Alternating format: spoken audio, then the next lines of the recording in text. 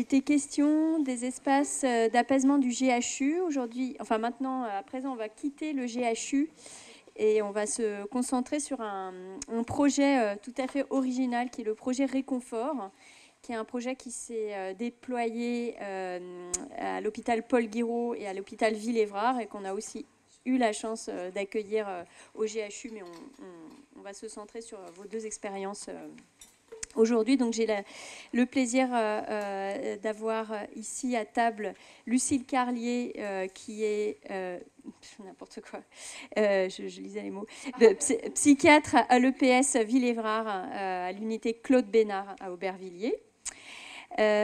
Sophie Larger, qui est designer et enseignante à l'École nationale supérieure des arts décoratifs de Paris et porteuse du projet Réconfort, et future chercheuse en design autour des notions d'apaisement. Et enfin, Dorothée Irles, qui est cadre de santé à l'UHSA de l'hôpital Paul Guiraud. Lucille, tu as sollicité Sophie Larger pour concevoir des ateliers participatifs afin de réfléchir avec les usagers de ton service, donc tant les patients que les soignants, à la question du moindre recours à l'isolement. Et l'objectif, c'était de récolter des points de vue. Ce travail, on va le découvrir dès maintenant, commenté donc, par vous deux. Donc des ateliers design et santé.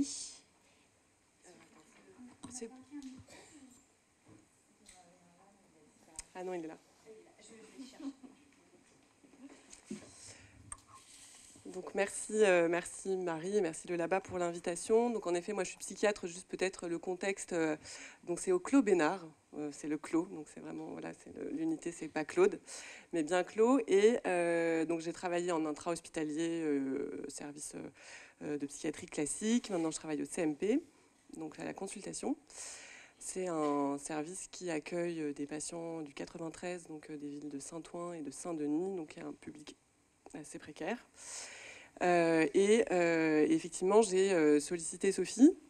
Alors, c'était initialement pas tant l'apaisement, c'était une question que j'ai autour de l'éthique des lieux de soins. Voilà. Alors nous, aujourd'hui, le Clos Bénard a subi, j'allais dire, mais a bénéficié d'une rénovation, mais à l'époque, c'était pas le cas, et c'est quand même vraiment des locaux extrêmement vétustes. Et bon, Villévrard a beaucoup de des travaux en cours, mais et c'était un peu voilà pour questionner un peu comment l'espace peut faire soin. Et c'est comme ça que j'ai rencontré Sophie initialement.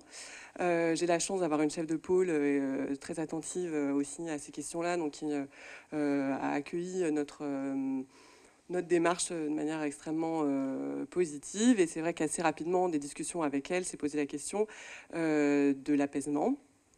En tout cas des alternatives à l'isolement. C'était aussi le contexte de la nouvelle loi isolement-contention qui rend de plus en plus, en tout cas le processus administratif des isolements extrêmement complexe, pour des bonnes raisons, des moins bonnes, mais en tout cas le contexte est celui-là, de se dire ok, en fait il faut quand même qu'on réfléchisse à des alternatives qui soient des vraies alternatives et pas du décor. Et donc on a commencé comme ça avec Sophie, que c'était pas du tout initialement une salle d'apaisement à laquelle on avait pensé, mais c'était vraiment de manière plus large, qu'est-ce qui apaise. C'est dans ce contexte-là que Sophie a mis en place des ateliers qui ont eu lieu dans le service. Ça, c'était le contexte un peu de la demande et de la mise en place. Je ne sais pas si je laisse la parole à Dorothée pour la... Comment j'ai répondu à ta demande. Donc, ce qui était super intéressant, c'est que déjà, on a pris beaucoup de temps pour se rencontrer. Et je pense qu'on s'est vu presque toutes les semaines pendant un moment. Et pendant 2 heures, on échangeait sur... voilà, toi, ton vécu, comment ça se passait à l'hôpital, les endroits aussi que tu trouvais de souffrance pour un soignant qui n'est plus en capacité de pouvoir soigner comme il voudrait parce que les espaces ne l'accompagnent pas. Et donc, l'idée, c'était déjà d'ouvrir une réflexion avec donc les soignants et les soignés. Et ce qu'on peut dire, c'est que on a cherché un espace où on pouvait s'installer pour faire des ateliers. Donc il y a 4 ateliers qui étaient ouverts 2 heures en libre service, c'est-à-dire que chacun venait et y passait le temps qu'il avait envie d'y passer. Et l'idée, c'était de faire un lieu qui déjà, assez rapidement, avec une sorte de petite scénographie, pourrait déjà être accueillant. Donc, c'est déjà une petite mise en scène. Donc, vous avez vu juste avant, la slide d'avant, c'était l'espace de départ.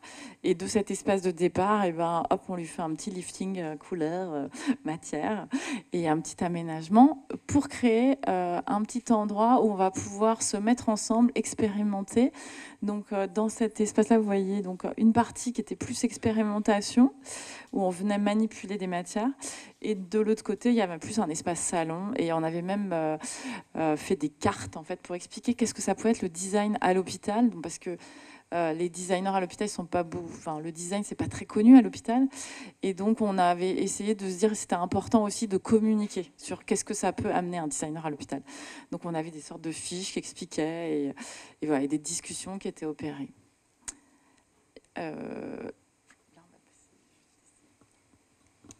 Bien, bonjour à tous. Donc moi, je suis cadre supérieur de santé, cadre de pôle à l'hôpital Paul Guiraud. Donc la particularité de mon service, donc c'est une unité hospitalière spécialement aménagée où on accueille des personnes détenues donc qui souffrent de troubles psychiatriques. Ma demande au départ et pourquoi je me suis adressée à Sophie, je pense que ça s'inscrit bien dans le thème de cette journée parce qu'on a beaucoup parlé d'espace aujourd'hui et que ma principale interrogation, c'était qu'effectivement, créer un lieu, un espace, donc on a parlé d'habitabilité, mais ma principale préoccupation, je dirais, c'était après, qu'est-ce qu'on allait faire dans cet espace et comment moi, dans ma posture de cadre, j'allais accompagner mes équipes à travailler dans cet espace. Et donc la première question que je me suis posée et que j'ai invité mes équipes qui allaient travailler dans ce futur espace à se poser, c'était qu'est-ce que c'est que pour vous l'apaisement? On a d'abord parlé d'apaisement et après on verra avec Sophie comment on est arrivé finalement à réconfort, mais c'était de se dire qu'est-ce que c'est que pour vous déjà l'apaisement, et pour arriver peu à peu à se dire qu'est-ce qui nous apaiserait nous-mêmes avant de se projeter à se dire qu'est-ce qui pourrait apaiser le patient, les patients que nous accueillons, et à commencer à réfléchir autour de ces thématiques-là. Et ça, c'était la première chose. Et la deuxième, c'est de se dire aussi, nous, paramédicaux, soignants, on n'a pas la science infuse. Hein. Moi, je n'ai pas de connaissances en manière, pour le coup, quand on parle d'aménagement de lieux, ce n'est pas mon champ de compétences. Hein. Je n'ai pas de connaissances en la matière. Parler de ce qui peut être apaisant, on a des idées comme ça, mais on manque quand même, je pense, de niveau d'expertise. Et donc, c'était aussi un choix. C'est aussi pour ça que moi, de Paul Guiraud, je me suis aussi tournée vers le Lab A pour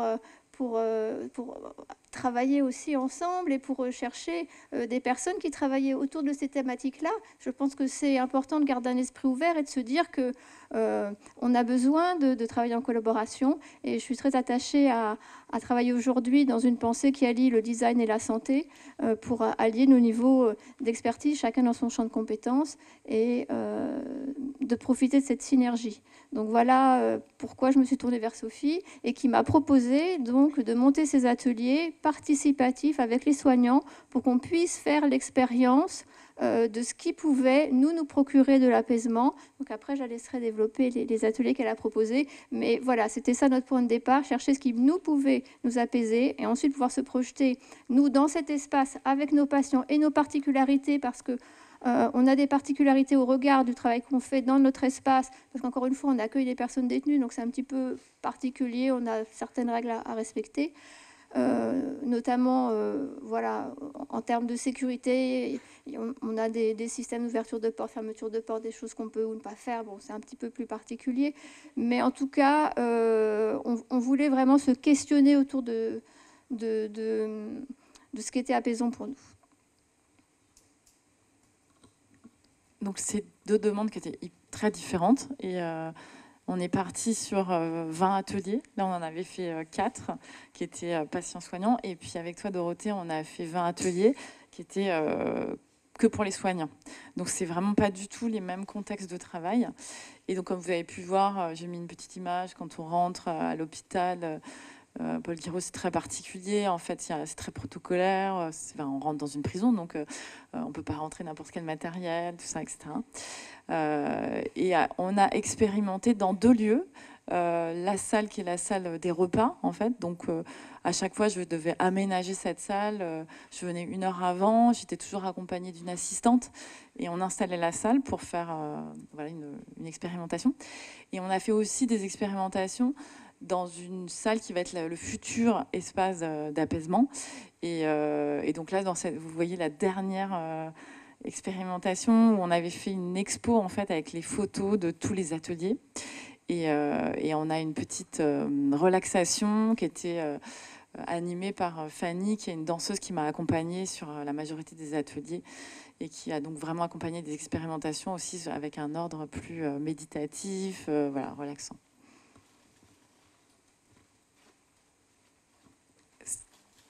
Je commence ou... Donc, en fait, là, c'est les ateliers qu'on a menés ensemble, Lucille. Donc, en fait, là, c'est donc des expérimentations. En fait, j'étais partie à l'idée que déjà, on pouvait s'apaiser. Il y avait cette question d'échelle, en fait, et d'échelle du corps, hein, tout d'abord, qui était l'échelle de la main. Et donc, à l'échelle de la main, comment on peut déjà expérimenter des apaisements. Et donc, l'idée, c'était de manipuler des matières. Donc là, ce que vous voyez, c'est des matières qui ont été sourcées. C'est-à-dire, c'est des choses qui sont totalement que vous pouvez acheter dans des magasins spécialisés. Et déjà, à partir de ces manipulations, ça ouvrait des discussions pour voir est-ce que ça fonctionne ou pas, etc. Ensuite, alors là, on est plutôt dans des matières, parce que moi, je ramène aussi beaucoup de choses que je fabrique. Un peu dans cette idée, il y a des objets que j'ai fait il y a très longtemps, que j'ai pu ramener, parce que mes premières recherches, elles ont été autour du confort. Donc moi, je trouvais beaucoup de liens à revenir, à venir à l'hôpital psychiatrique, j'avais jamais été, mais à venir avec des objets que j'avais créés il y a 15 ans et qui en fait étaient vraiment autour de cette idée du réconfort, mais pas du tout dans le même contexte. Donc je me suis amusée à ramener ces objets, donc beaucoup d'assises. Des objets aussi que j'avais fabriqués parce que j'avais fait des ateliers avec des enfants autistes, donc ces petits sacs de graines et puis certains que j'ai retravaillés, et puis après voilà, on s'amusait à les manipuler, les expérimenter. Et ce qui était intéressant, c'était toujours il y avait des manipulations soignants et soignés, donc ça engageait aussi des discussions. Ouais, je pense que ce matin, on parlait un peu de posture, de distance entre les soignants, les soignés. Je pense que les discussions qu'on a eues beaucoup sur comment on monte ces ateliers, elles ont été importantes. Je me souviens qu'on regardait des images de cabanes, qu'on avait un peu l'idée qu'il fallait un endroit qui soit différent, qui soit chaleureux certes, mais surtout différent du reste du service. Ça, c'était un point qui était important, puisque finalement, ces ateliers, cette série de 4 ateliers, ils ont été pensés, alors participatifs, mais participatifs au sens où on est ensemble et on se rencontre ensemble.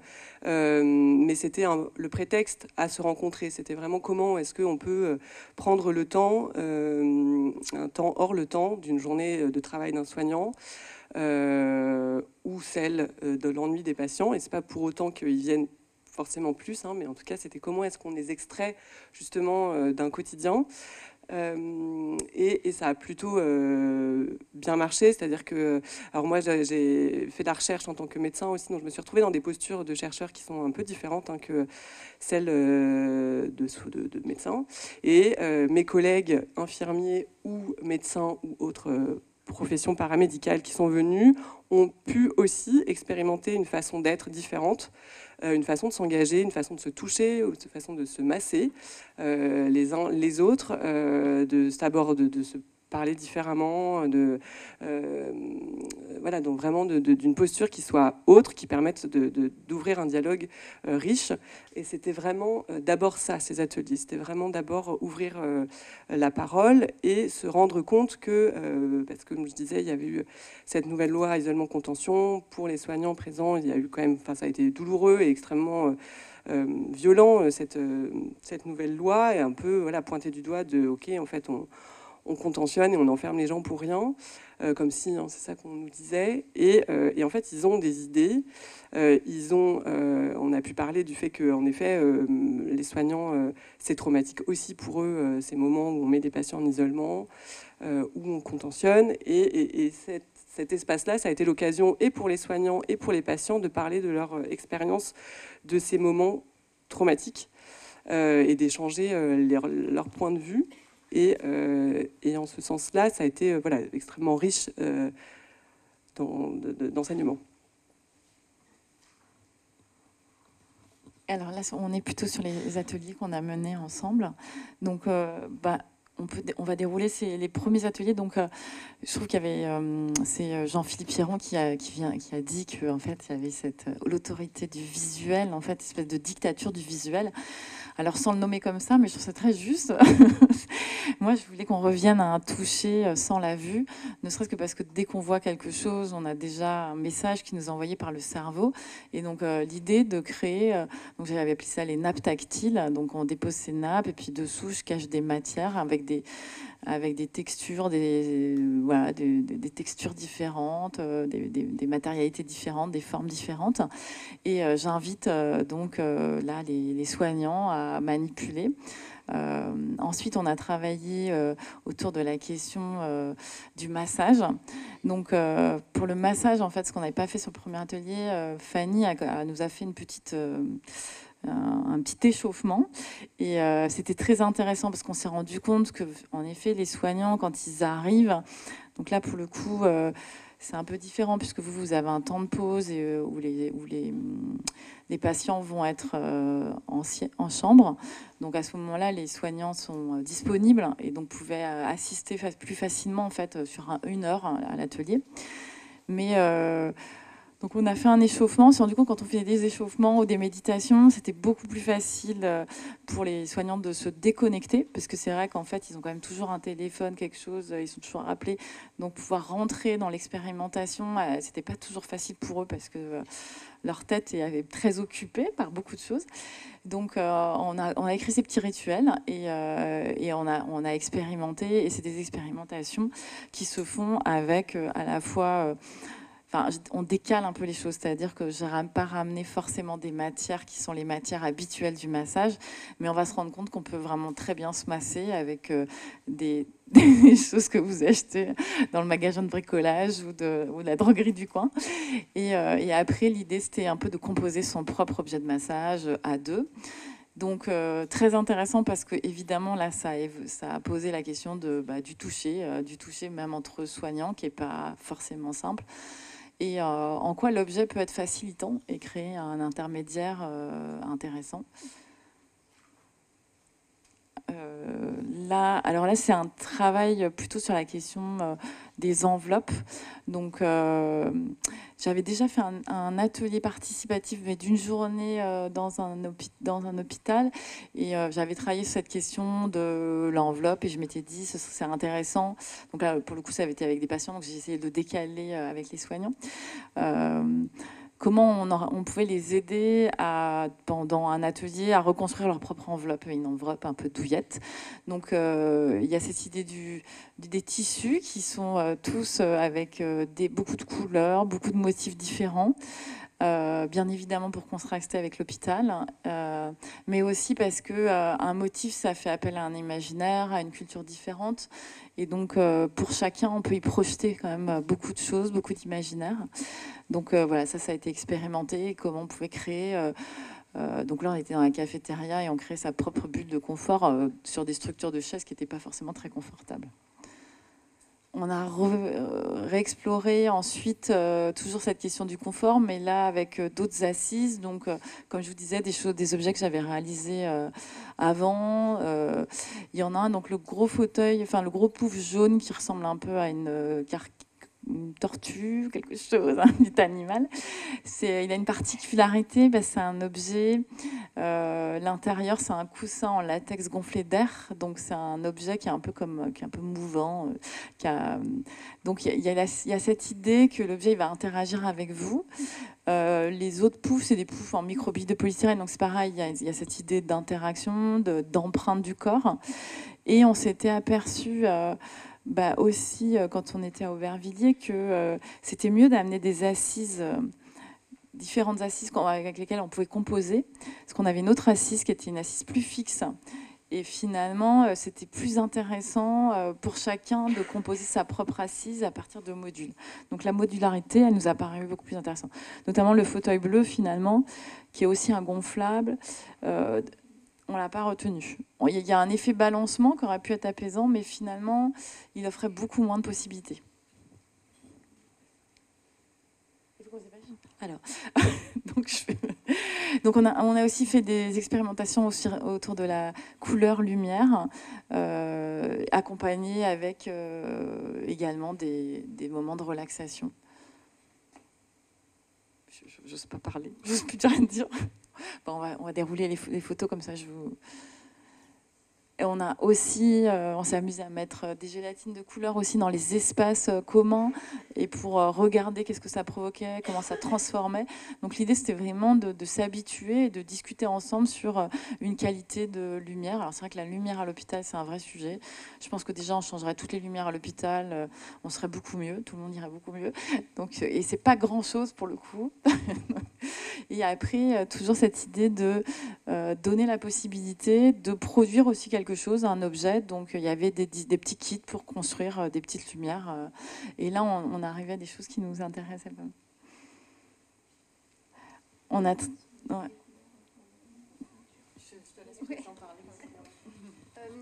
Oui, c'est intéressant. En fait, on a travaillé autour de 3 thèmes. Donc la matière, la couleur, la lumière et le mouvement. Donc là, on est sur le choix des couleurs pour la peinture. Donc l'intérêt aussi, c'était que toute l'équipe puisse participer. Donc on a pu tous, en tout cas, faire des choix. Et ce qui est ressorti, ce qui manque beaucoup à l'hôpital, c'est le côté végétal. Et en fait, dans les thématiques, ce qui est ressorti, c'est que on a souhaité, en tout cas, pouvoir mettre dans cet espace, faire entrer la nature de manière symbolique, en tout cas, dans le choix des couleurs, dans le choix des matières, puisqu'on a choisi un sol qui rappelait le bois. Et ce qu'on a essayé, ce qui est ressorti de la thématique, c'est que voilà, les hôpitaux manquent de végétation. Et ce qui est ressorti de ce thème-là, c'est que notre espace va rappeler par différentes manières, en tout cas, la nature. Donc notre espace d'apaisement sera construit dans une ancienne chambre d'isolement. Donc là, c'est un travail qui a été fait autour du son. Donc là, je vais peut-être te laisser reparler. Donc on avait des invités sur des sujets sur lesquels moi j'étais pas du tout experte. J'ai eu le désir d'être accompagnée, notamment, donc là c'est Bertrand Goguet qui nous a dansé le travail et qui est venu faire, donc ça c'était une expérience assez drôle, autour du massage sonore. Et donc là c'était intéressant de se rendre compte, parce qu'on a fait aussi des expériences de paysages sonores sur des bandes son, mais qu'un son très concret, avec des matérialités très concrètes, c'était aussi très très agréable en fait. C'est des choses plus complexes, je pense, à mettre à l'hôpital, mais à garder en mémoire, parce qu'il y a des choses à faire et donc là c'était une expérience donc qui se faisait dans le futur salon. Donc ça permet aussi finalement à tout le monde de s'approprier un peu ce lieu dans sa mutation et tout d'un coup ne plus le mettre avec son statut, puisqu'il va changer de statut. Et là c'était une petite expérimentation qui faisait sol à sol avec Bertrand. Ensuite, là, Paola, qui est une autre danseuse qui est venue nous accompagner, qui est donc sur 3-4 séances autour du mouvement. Donc, comment on pouvait mettre en mouvement aussi les objets. Et ça, je crois que c'est quelque chose, je pense, qui est très important, c'est de penser que ces lieux ne doivent pas être des lieux figés, et que la question de la mise en mouvement, et qui doit être accompagner et aider, parce que un lieu peut devenir figé tout d'un coup parce qu'on ne sait plus comment le mettre en mouvement. Et donc, qu'est-ce qui fait qu'à chaque moment, on va lui redonner envie d'être mis en mouvement? Donc, elle était là, elle l'expliquait, elle donnait des possibilités. Et il y a eu plusieurs expérimentations, et une expérimentation intéressante où elle m'avait demandé de construire un petit coussin. Je ne sais plus s'il y est... Voilà. Et finalement, on se rendait compte, pour les soignants, c'était intéressant, l'objet devenait un support pour se rappeler aussi de l'exercice à faire. Et que pendant l'heure, ils trouvaient hyper intéressant tous les exercices, mais après, ils n'avaient plus le temps, enfin, ils les oubliaient. Donc, comment on garde la mémoire? Est-ce que c'est une mémoire écrite? Ou est-ce que finalement, un objet peut aussi déjà être un support pour se rappeler que cet objet, c'est un geste et c'est quelque chose qu'on peut faire et qu'on peut pratiquer?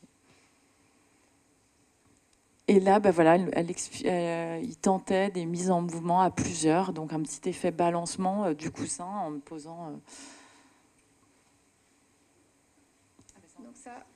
Voilà, donc ça c'est la maquette donc de notre futur espace d'apaisement. Donc là, vous verrez que le choix qu'on a fait, en fait, c'est de le laisser assez... nu presque, que ce qu'on a retenu nous, en tout cas dans les objets ou le mobilier, c'est vraiment ce qu'on a pu expérimenter, c'est-à-dire que le choix qui a été fait, c'est des objets que les soignants ont expérimentés, ont utilisés pendant toutes les séances, qu'ils ont utilisés de plusieurs façons, qu'ils ont mis en mouvement, qu'ils ont utilisés eux-mêmes et avec lesquels ils se projettent, en tout cas avec les patients. Donc le choix des couleurs, c'est un choix qu'on a fait ensemble. Donc là, c'est une des façades. De l'autre côté, on a mis du vert.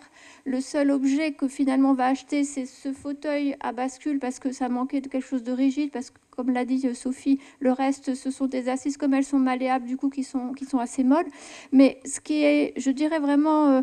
à retenir, enfin pour moi, dans ce projet, c'est que, là, dans ce que j'entendais un peu des commentaires, c'est qu'une fois que le dispositif est construit, c'est qu'est-ce qu'on y fait dedans et comment on l'utilise. Et que là, vraiment, tout le travail qui a été mis en œuvre, c'est de pouvoir permettre aux soignants de se mettre en situation d'être à l'aise avec ce dispositif. Alors, après, en toute humilité, parce qu'ils sont là dans la salle avec moi aujourd'hui, je sais qu'ils ne le sont pas encore à 100%. Donc là, les travaux vont commencer courant de la semaine prochaine et ils m'ont demandé ensuite, quand on va démarrer avec des vrais patients, de pouvoir avoir encore une phase d'accompagnement dans la mise en œuvre. Donc on le fera, mais on en a parlé tout au long de cette journée. L'important, ça reste le soignant qui est vecteur de soins, et même si l'espace est vecteur aussi de soins en lui-même, je pense que l'accompagnement soignant, c'est ça qui fait la relation,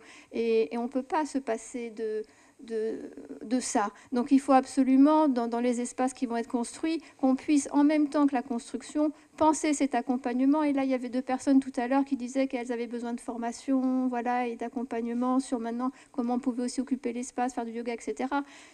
Pour moi, il est impératif de l'anticiper même au départ du projet et de penser les espaces d'apaisement avec les équipes soignantes et déjà de réfléchir sur comment non seulement on va l'utiliser, mais comment vous avez envie de l'utiliser, parce que pour moi, il y a autant d'espace que d'équipes. Là, c'est celui, je le dis tout le temps, hein, c'est celui de l'UHSA, mais à mon avis, il y en a 1000 autres possibles et possibilités. Il y a autant d'espace que d'unités et d'équipes soignantes, parce que c'est celui de l'équipe soignante de l'UHSA aujourd'hui. Peut-être que dans 10 ans, les choses auront changé.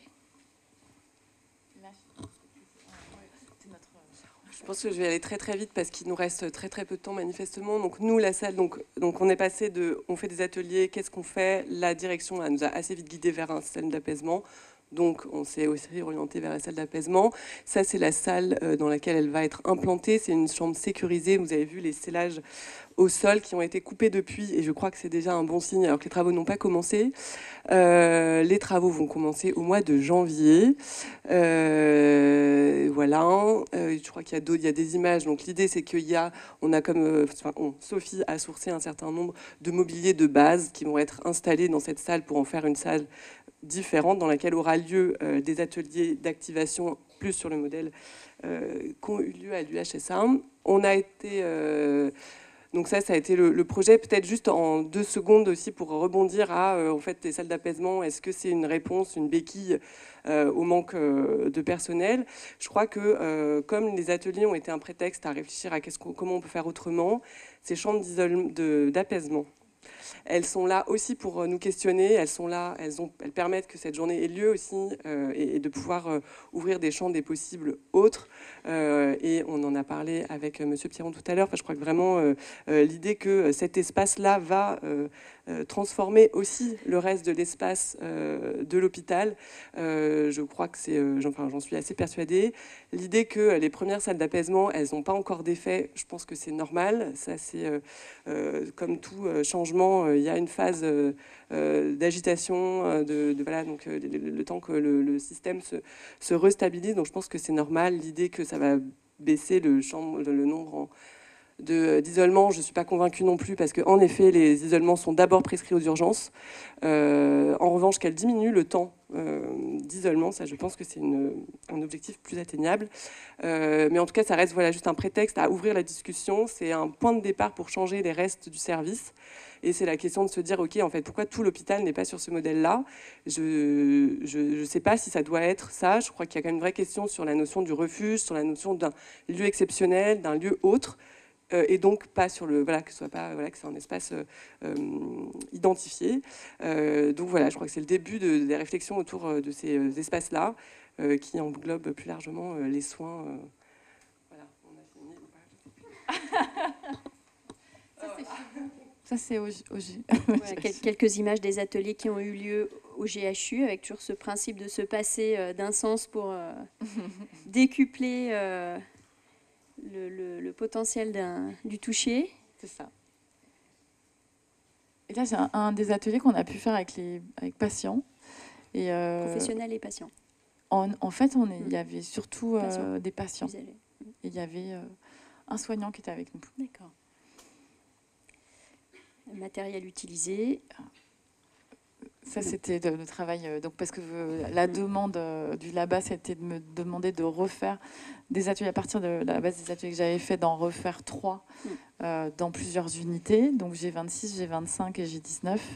Et donc, ce qui était très intéressant, c'est de se rendre compte que en tant que designer, moi, je suis arrivée, je trouve qu'à chaque fois, les contextes étaient différents. Donc, c'était pas possible complètement de faire exactement la même chose. Ce qui a été très intéressant, c'est les échanges qu'on a pu avoir, parce que ça a fait évoluer les dispositifs, la manière d'accompagner les dispositifs. Et puis qu'en effet, on arrive par moment, on peut arriver en tant que designer, on peut arriver et les équipes ont une urgence et comment vous faites en tant que designer, donc se réadapter, pouvoir prendre en compte aussi ces contraintes. Voilà, je pense que tout le monde brûle d'envie en fait de se reconnecter à sa propre sensorialité comme vous avez pu le faire avec les usagers, les professionnels dans les 3 établissements. Ça tombe bien parce que justement, vous allez pouvoir les applaudir et va suivre un moment de réconfort pour vous.